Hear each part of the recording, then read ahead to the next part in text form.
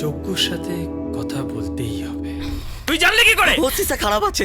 আরো কি দেখতে পাচ্ছ আয়নাতে?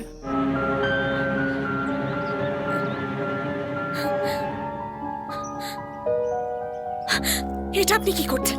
আমি যতনে রাখি আমি কখনো দূরে আসবে।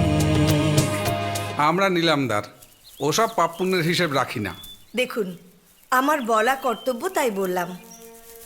ওই আয়নাটা আমরা 3 পুরুষ ধরে কেউ ব্যবহার করিনি। আমি তোমাকে নিয়ে যেতে এসেছি রুদ্র, আমি তোমাকে নিয়ে যেতে এসেছি। ওই ঝঞ্ঝাটি আয়নাটা না? সব কিছু একেবারে জেনে বসে আছে।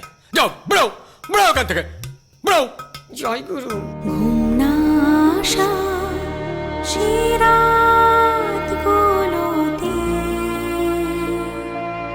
কাটিয়েছি দিন কার আশাতে। আমি এখন যাই, দেখি আয়না আমাকে কি দেখায়।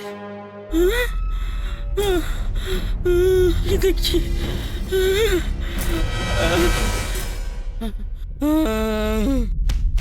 আর ওই জামাই বাবাজি চক্ষু একদম ছানা বড়া হয়ে যাবে। ও বিয়ে বিয়ে করে তুমি ওই মেয়েটার মাথাটা এরকম খারাপ করে দিও না তো।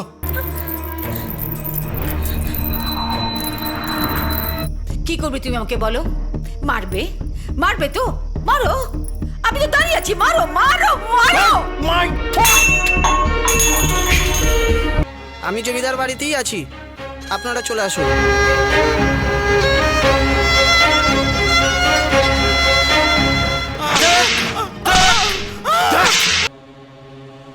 শুধু শুধু শুধু খাবার চাই, অনেক চাই, অনেক অনেক খাবার চাই ওর, অনেক চাই।